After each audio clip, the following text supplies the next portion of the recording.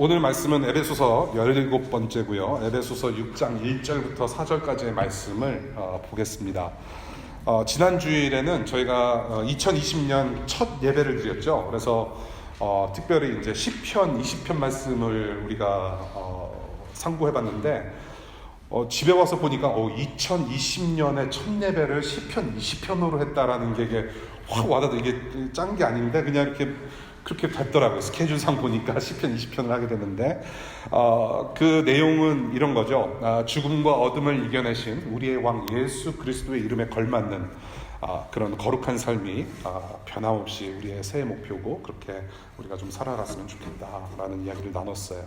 오늘은 자녀된 여러분, 아버지된 여러분이라는 제목을 가지고 에베소서 6장 1절부터 4절까지의 말씀을 보도록 합니다. 성경 찾는 게 힘드신 분들은 주부에 나온 QR코드에 카메라를 대시면 본문을 함께 읽으실 수 있습니다. 자녀된 이 여러분, 주 안에서 여러분의 부모에게 순종하십시오. 이것이 옳은 일입니다. 내 부모를 공경하라고 하신 계명은 약속이 딸려있는 첫째 계명입니다. 내가 잘되고 땅에서 오래 살 것이다 하신 약속입니다. 또 아버지 된 이 여러분, 여러분의 자녀를 노엽게 하지 말고 주님의 훈련과 훈계로 기르십시오. 네, 함께 기도하겠습니다. 하나님 아버지, 이 기록된 말씀을 우리 모두에게 하사하여 주시고 눈으로 읽고 귀로 들을 수 있고 입으로 읽을 수 있는 큰 은혜 주시니 이 시간 다시 한번 감사드립니다. 이 말씀으로 골수를 쪼개실 때 우리를 겸손케 하여 주시고, 이 말씀의 씨앗이 뿌려질 때 열매 맺을 만한 땅으로 지금 속히 속간해 주시기를 간절히 구합니다. 성령님 도와주십시오. 예수 그리스도의 이름으로 기도합니다. 아멘.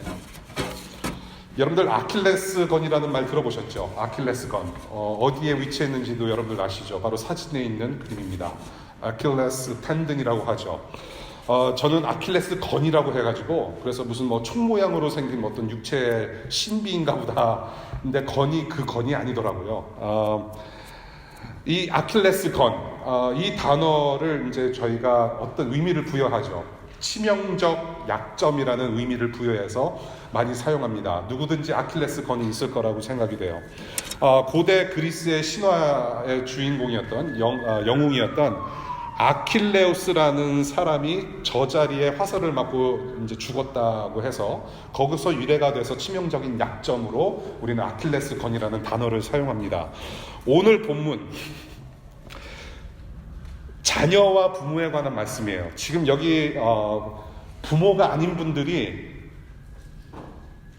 저 빼고 다 돼요. 그러니까 이제 우리 은석 씨네 이제 우리 딸을 이제 막 낳았고, 그 다음에 우리 강유진 씨가 이제 곧 이제 출산할 예정입니다.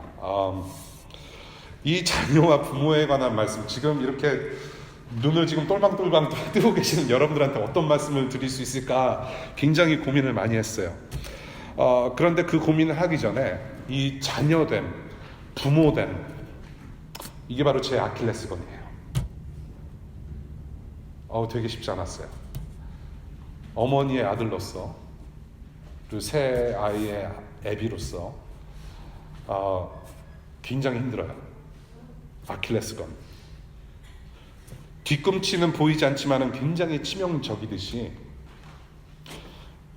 저에게 있어서 개인적으로 남에게 잘 드러나지 않고 감춰진 모습, 정말로 숨기고 싶은 약점이 바로 이 부분이에요.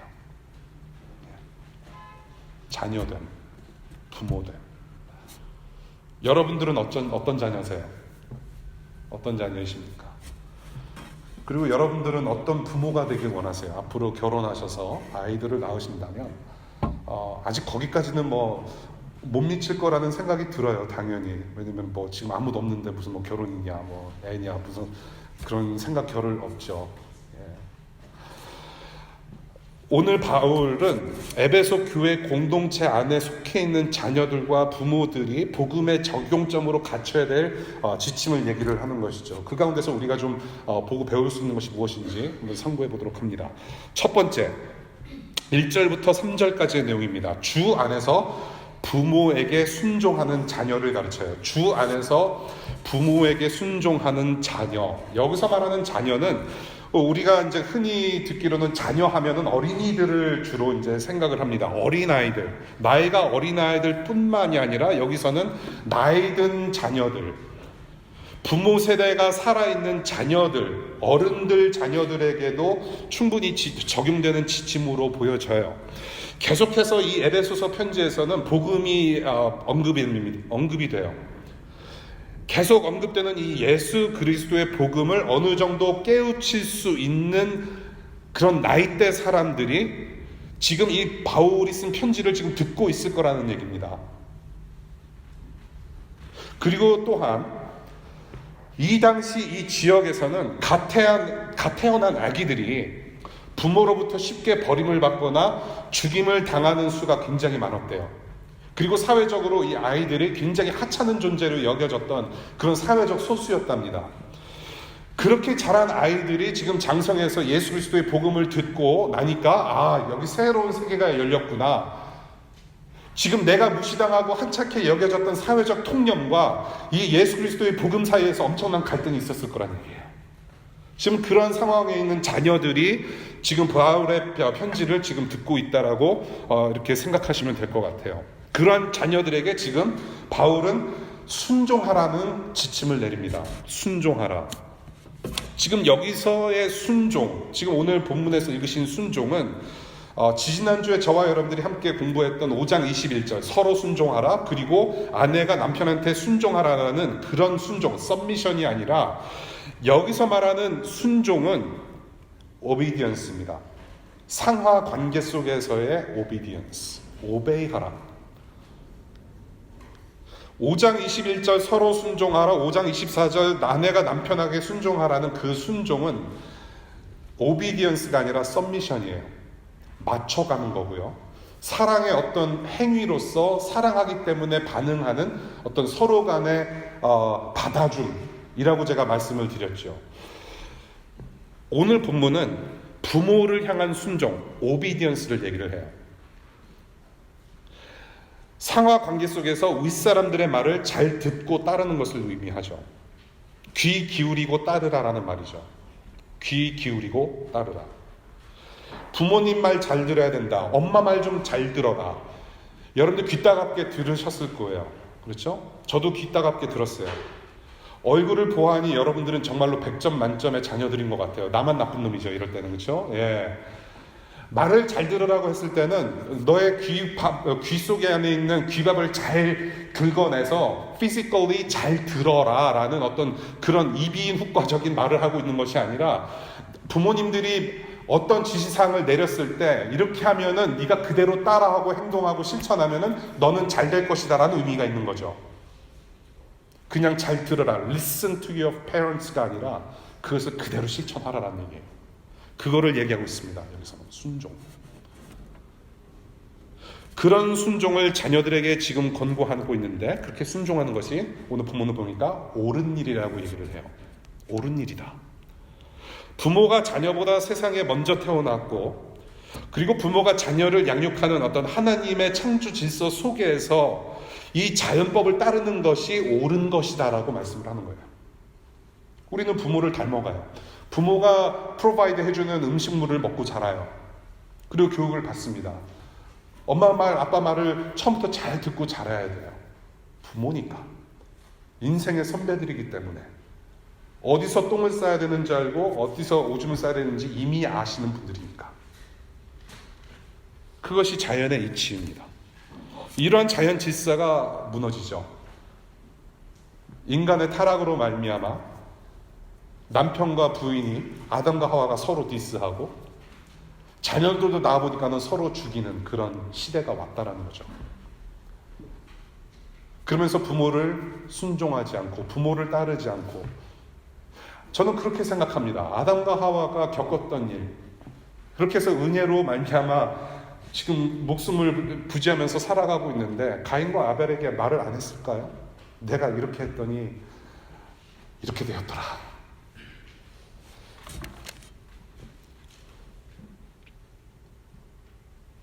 자연 질서가 인간 타락으로 무너지면서 바울은 디모데후서 3장에서 또 이렇게 말을 해요. 말세에 부모에게 순종치 아니한다. 그러니까 타락 이후에 우리의 모습인 거예요. 우리 인간사의 모습입니다. 가정의 모습. 그래서 바울은 부모 공경에 관련된 하나님의 계명으로 이 지금 에베소 교인들을 상기시켜 주는 것 같아요. 그 내용이 바로 첫째 계명입니다. 2절과 3절이에요. 내 부모를 공경하라 하신 계명은 약속이 딸려 있는 첫째 계명입니다. 내가 잘되고 땅에서 오래 살 것이다 하신 약속입니다. 라고 얘기를 하고 있어요. 약속의 첫째 계명이라고 합니다. 약속의 첫째 계명. 자, 퀴즈 하나 낼게요. 내 부모를 공경하라는 10계명의 몇 번째 계명인지 잠깐 손들어서 표해 주십시오. 손가락으로 몇 번째 계명인지. 양손이 필요하신 분들은 다행히 없어요. 그렇죠? 뭐 이렇게 하시는 분들은 없습니다. 예, 지금 저를 향해서 하이파이브 하시는 분들은 정답이에요. 5째 계명입니다. 5번째 계명이에요. 지금 2절과 3절, 오늘 본문의 2절과 3절은 출애굽기 20장 12절과 신명기 5장 16절에 쓰여진 5번째 계명을 언급하고 있는 거예요. 그런데 하나님의 약속이, 하나님께서 약속하신 계명이 지금 5계명째가 아니라 이미 2번째 계명에 나와 있어요. 그런데 지금 오늘 바울이 쓴 에베소 편지의 본문은 지금 이게 어떻게 네 부모를 공경하라는 5번째 계명이 어떻게 첫 번째 계명이 될 수 있느냐, 어떻게 약속 있는 첫 번째 계명으로 우리가 여길 수 있느냐라는 논란이 있습니다. 그렇죠? 논란이 되는 거죠. 분명히 이미 이 계명에 약속을 해놓으신 어떤 내용이 있는데 지금 5계명이 첫째 계명이다, 약속 있는 첫째 계명이라고 하는 것이 논란이 있어요. 그런데 이 지금 논란에 대한 여러 해석들이 있지만은 그냥 우리가 쉽게 이해하기 위해서 가장 근접하게 이해할 수 있는 방법은 이거예요. 10계명이 크게 몇 부분으로 나뉘어졌나요? 네, 어떻게 하셨어요? 2부분으로 나뉠 수가 있어요. 첫 번째 계명부터 네 번째 계명, 그리고 5번째 계명부터 10번째 계명까지 크게 2부분으로 나눠서 설명할 수 있죠. 그래서 첫 번째 부분, 1계명부터 4계명까지 하나님을 사랑하는 거에 대해서 명령을 내리셨고요.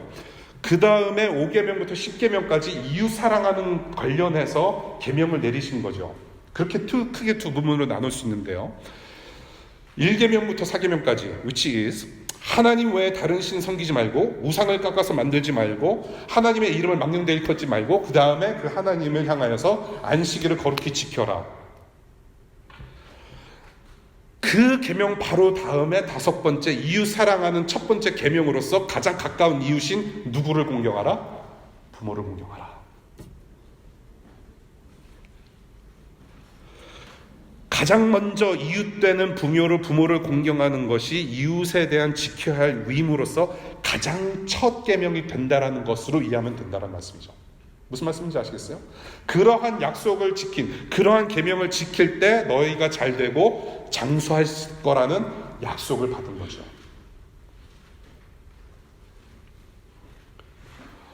지금 이 계명을 따르는 언약 공동체 안에서 태어나서 스스로 하나님을 만나고 하나님을 믿고 하나님을 바라보기 전까지 누구를 바라봅니까? 아이들이 부모를 바라봐요. 그러면 그 부모는 어떤 세대입니까? 어떤 부모들입니까? 1계명부터 4계명을 신실하게 지켜내야 되는 사람들이 바로 부모님들이에요. 그러한 모습을 자녀들이 보고서 배운단 말이죠. 부모를 공경해야 돼요. 부모의 말을 잘 따라야 돼요. 하나님을 믿고 따르는 부모들, 백성들, 부모 세대를 잘 따르고 말을 듣고 같이 실천하고 배워야만 하나님을 배울 수가 있기 때문에, 그래서 중요한 계명이 아닌가 싶어요. 부모를 공경해라. 그러면 너희들이 잘 되고 장수할 것이다. 그래서 눈에 보이는 그런 부모를 공경할 줄 알아야 보이지 않는 하나님을 공경할 수 있기 때문에 네가 잘되고 장수한다라는 하나님의 약속을, 복을 누릴 수가 있다. 그러한 말씀으로 보는 거죠. 그것을 지금 상기시켜줘요. 부모를 공경해라. 너네들이 잘되고 장수할 것이다라는 말씀 기억하지 않느냐. 그런데 여러분들이 10계명을 이제 공부를 하시거나 묵상을 하실 때 뭐 하지 말라라는 것은 무엇을 해라라는 어떤 적극적인 의미도 있어요. 그리고 그것을 조금씩 이제 거꾸로 생각해 볼 수 있는 어떤 해석 방법이 있는데요. 지금 여러분들이 읽으신 이 부분, 다섯 번째 계명, 내 부모를 공경하면은 잘 되고 장수할 거라는 이 계명을 한번 반대로 생각해 봤으면 좋겠어요. 그러면은 어떻게 내용이 달라지나요? 어떻게 돼요? 부모를 공경하지 않으면 네가 잘 안 되고 쪽박을 찰 것이고 오래 살 수 없다는 뜻으로 보는 거죠. 잘 모르시는가요? 너무 쉬워요. 네가 부모 공경 안 하면 너는 잘 안 될 거고 오래 못 산다라는 말이에요. 거꾸로 얘기하자면. 그런데 그런 뜻으로 풀이될 수 있는 이 계명이 실제로 율법에 그렇게 명시가 되어 있어요. 실제적으로. 우리 출애굽기 보겠습니다. 우리 화면을 띄워주시죠. 출애굽기 21장 15절과 17절의 말씀입니다. 여러분들 파워포인트 한번 보십시오. 출애굽기 21장 15절 다 같이 읽어볼까요? 시작. 자기 부모를 때린 자는 반드시 사형에 처해야 한다. 17절 시작. 자기 부모를 저주하는 자는 반드시 사형에 처하여야 한다. Yes. 우리 신명기 볼까요? 신명기 출애굽기의 그 율법 내용을 그대로 또 이렇게 더블 테이크. 오케이? 자, 신명기 21장 18절부터 21절까지 그것은 제가 한번 읽어볼게요. 신명기 21장 18절부터 21절.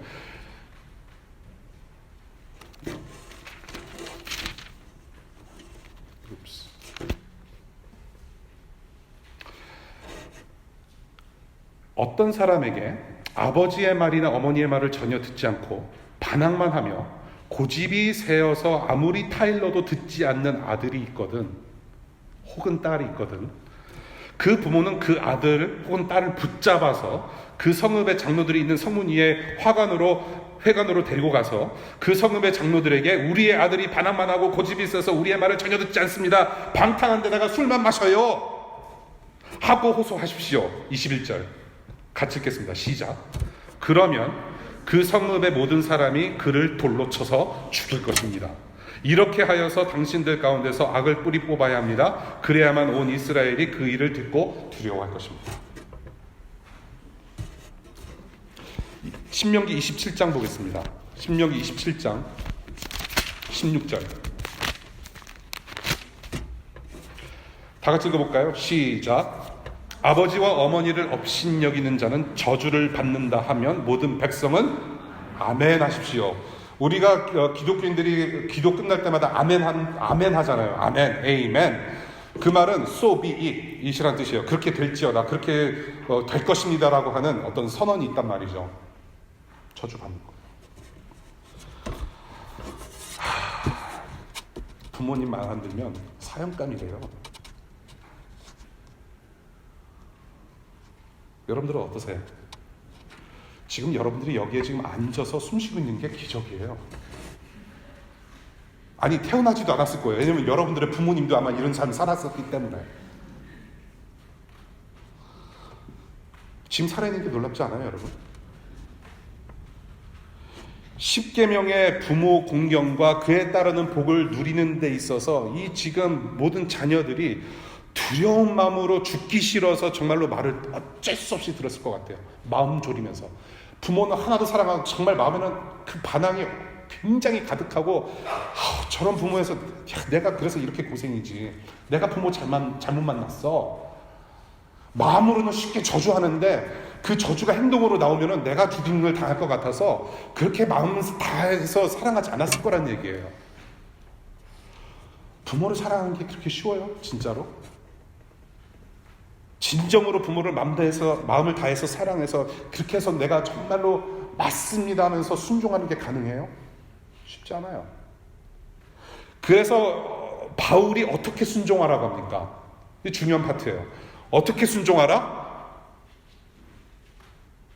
1번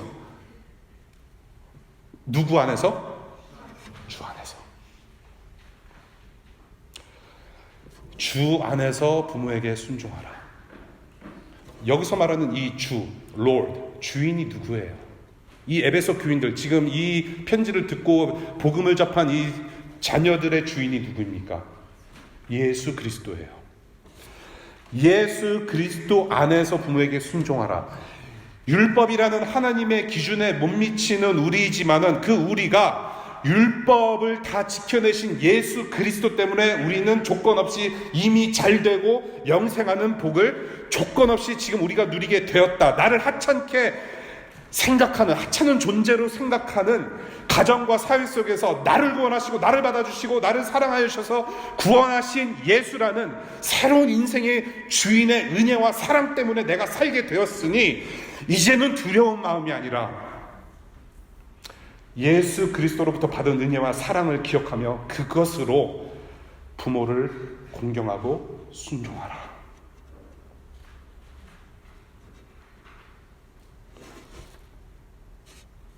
그렇게 결단하기를 바란다. 그렇게 순종해라.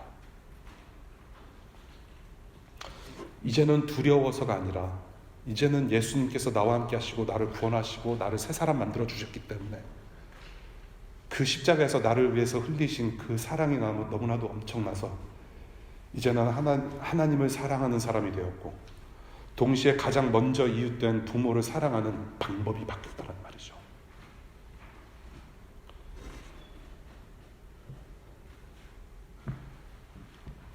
같은 신앙인이라고 해서 부모와 의견 충돌이 여전히 있을 수 있습니다, 여러분.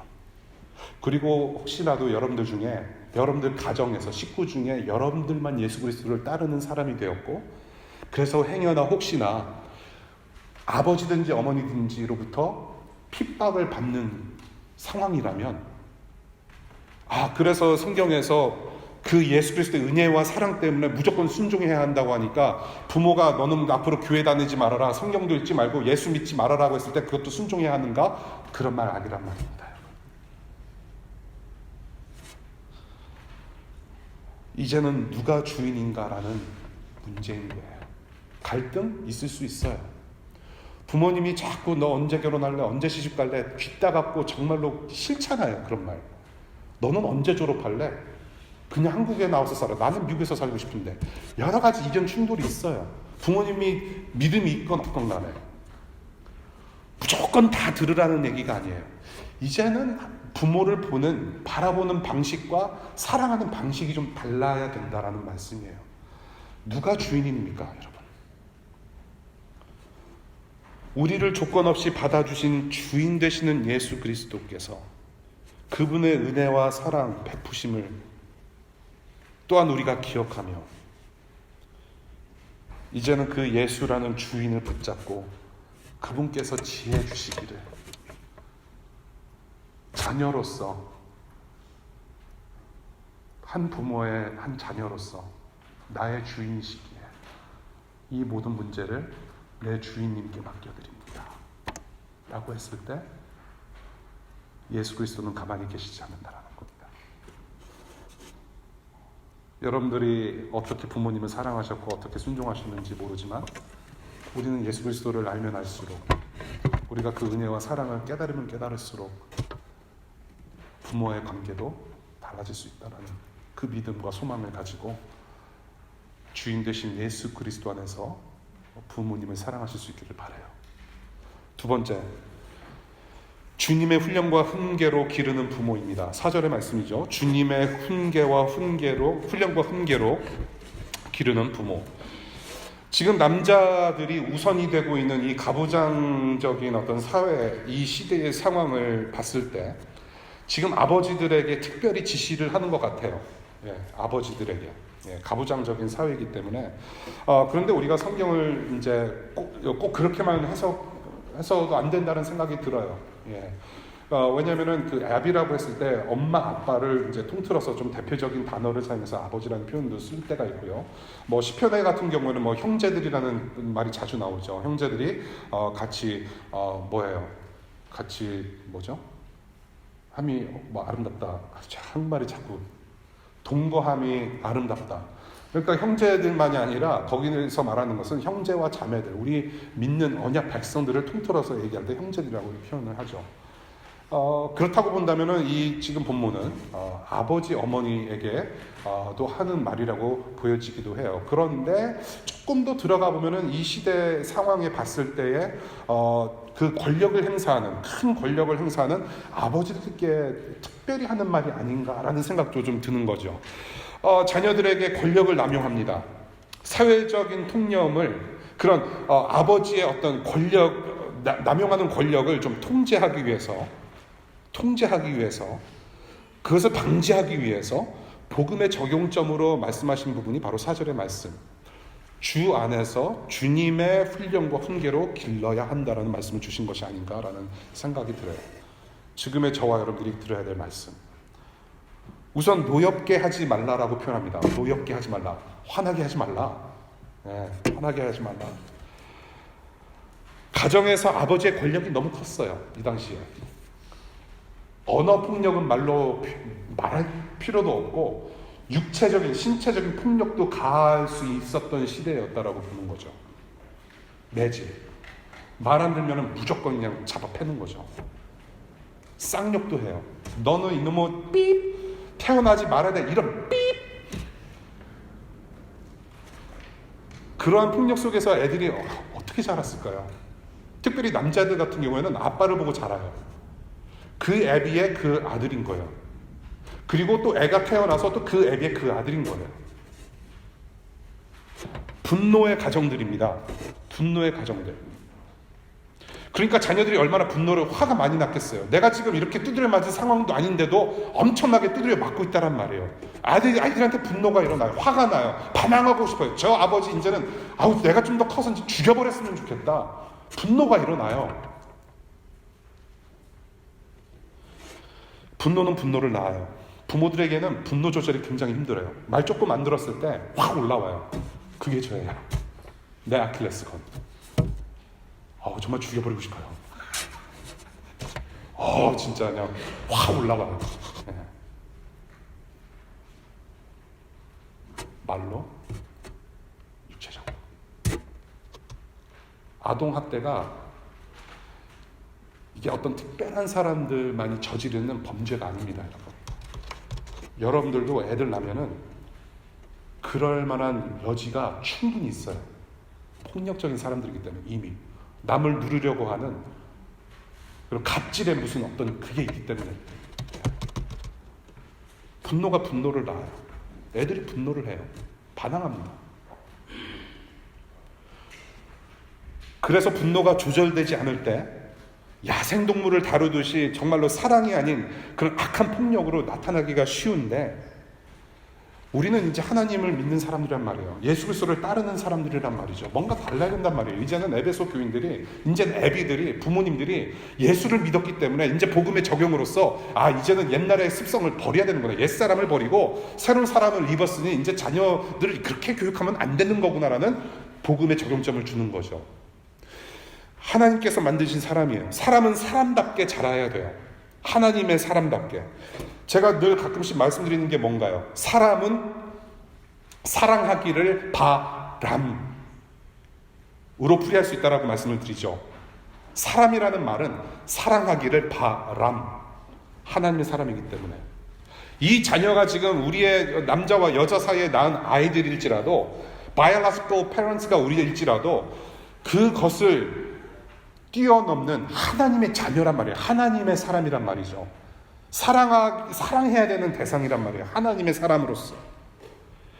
우리 자녀이기 전에 이 사람은 하나님의 사람이에요. 그리고 이 사람은 하나님의 주권 안에 있는 존귀한 존재라는 겁니다. 뱃속부터.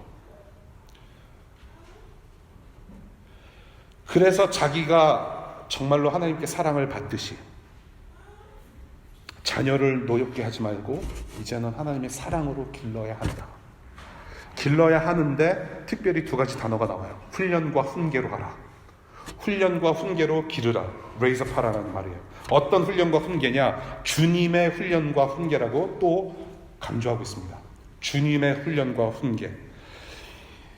이 세상을 살아가면서 정말로 거칠은 세상, 풍파가 일어나는 이러한 엄청난 세상을 하나님의 자녀로서 어떻게 살아가야 하는지, 어떻게 살아야만 할런지 하나님께서 가르치시는 대로 가르치시는 방법대로 자녀들을 길러내야 된다. 주님의 훈계와 훈련을 가지고 내 주장, 내 고집, 내 방식을 주입해서 동물 사육하듯 그렇게 기르지 말고, 만약에 너희가 네 방식대로 그렇게 기르면, 내 방법대로 기르면 결국 나 같은 사람이 될 거야. 이제는 그런 방식이 아니라 하나의 방식대로.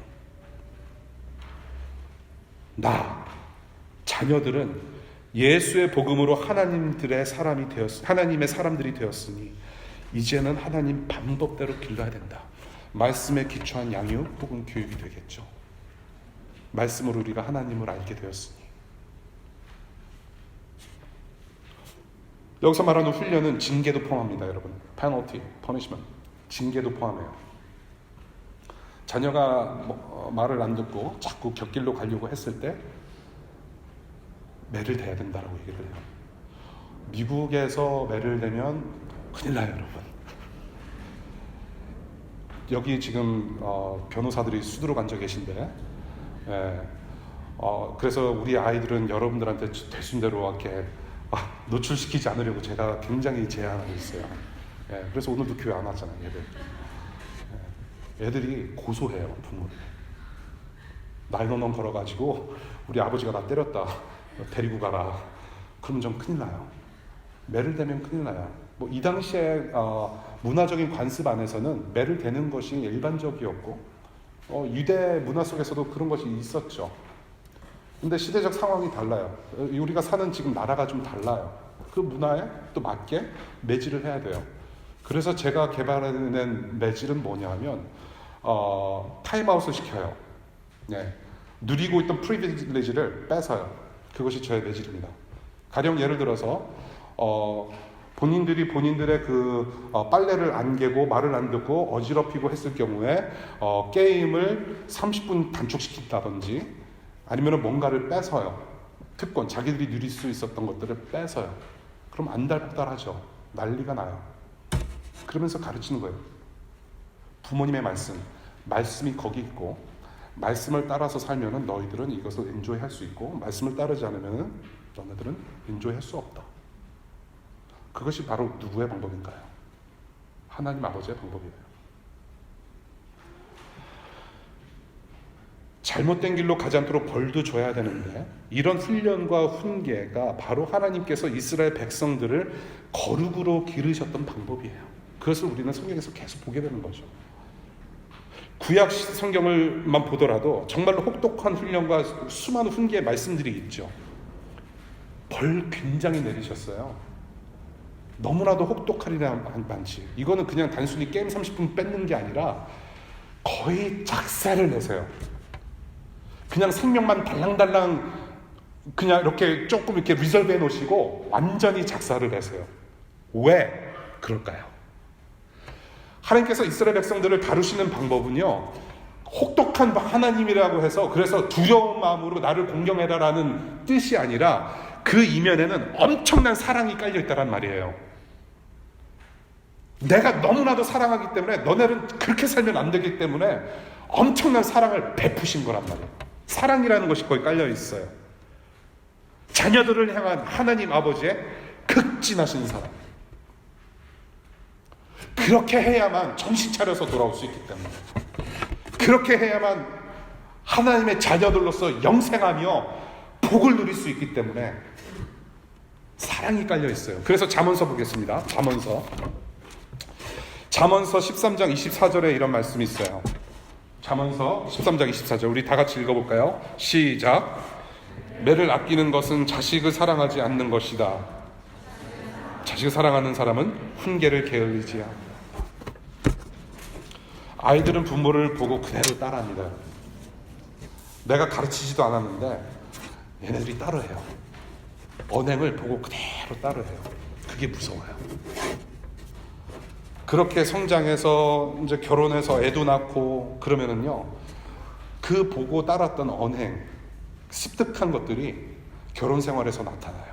제가 가끔 말씀드리지만은 그래서 부부간에 문제가 생길 수가 있어요.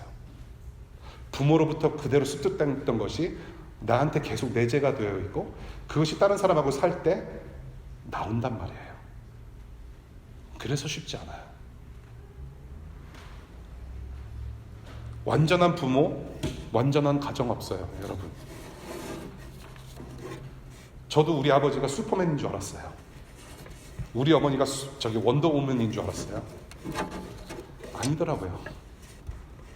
제가 성장하고 커보니까, 그리고 오히려 애들을 가지게 된 애들 부모, 애비가 돼 보니까, 우리 아빠, 엄마 정말 허당인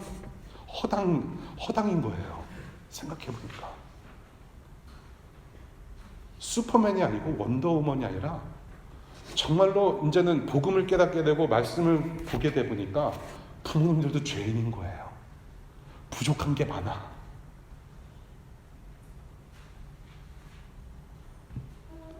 부모들도 구원이 필요하고 예수 그리스도를 닮아가는 성장이 필요한 사람들이라는 것을 깨닫게 돼요. 그것이 바로 여러분들의 부모님입니다, 여러분. 그것을 인식하셔야 돼요. 자녀들도 마찬가지고요. 예수 그리스도께서 그래서 우리의 주인이시고 가정의 주인이심을 믿는 믿음 안에서 있기 때문에 우리 주님 예수 그리스도께서 가정을 다스리시고 거룩으로 인도하실 거라는 그런 믿음, 그런 소망 가지실 수 있기를 바라요. 하나님 아버지가 우리 모두의 아버지시고 예수께서 우리 모두의 주인이시기 때문에 부모와 자녀들, 온 가족의 구성원들이 하나님을 보고 자라야 됩니다. 거기서 바로 훈련과 훈계가 주님 뜻 안에서 이루어져 가는 거죠. 말씀 맺겠습니다. 자녀된 여러분, 아버지 된 여러분, 지지난주에는 부부관계 얘기를 나눴어요. 이것을 문맥적으로 올라가 보니 성령 충만할 때 부부가 서로 순종할 수 있고 사랑할 수 있다라고 말씀을 드렸고, 오늘 맥락도 사실은 성령 충만입니다, 여러분. 자녀들, 부모들이 성령 충만할 때 서로 사랑할 수가 있어요. 그래서 오늘 본문에서 강조하는 것은 저는 이거라고 생각합니다. 여러분, 그리고 여러분의 가정의 주인은 누구입니까? 예수 그리스도가 자녀들과 부모들과 우리 가정과 우리 모두의 주인 되십니다. 그것을 강조해드리고 싶어요. 그래서 주 안에서 부모를 순종하고 사랑하고 주님의 훈계와 훈련으로 자녀들을 또한 사랑하고, 이제는 예수 그리스도가 주인 되는 삶을, 이제는 전혀 다른 삶을 살고 있기 때문에 자녀와 부모가 서로 사랑하는 방식이 달라질 수밖에 없다. 그거를 얘기를 하고 있는 것 같아요, 바울이. 이렇게 설교하고 있는 제 자신이 또한 계속해서 싸워내야 할 적용이기도 하고요. 지금 아직 부모가 아니신 여러분들에게 있어서 이것을 제가 어떻게 말씀드리고 싶냐, 이 한 말씀만 드리고 마칠게요. 정말로 하나님의 성품을 가지고 자녀를 기르는 그 인격은, 성품은 결혼 땡 하고 나서 이루어지지 않아요. 아내가 산부인과 들락달락 하면서 그 인격이 형성되지 않아요. 예수님을 닮아가는 거룩한 성품, 정말로 하나님 가정의 거룩한 부모의 성품은 지금 오늘 여러분들의 삶에서부터 시작됩니다. 예수 그리스도를 주인으로 모시고 예수님께 기대십시오. 그러면 분명히 오늘의 모습과 10년 뒤의 여러분들의 모습은 달라져 있을 거예요. 우리의 치명적 약점이라는 아킬레스 건이 성령 충만함으로 회복되어지고 올바르게 서야 가정과 사회와 국가가 바로 설 수 있습니다. 이 점을 명심하시고 예수 그리스도의 사랑과 은혜를 기억하시는 여러분들 되실 수 있게 바랍니다. 기도하겠습니다.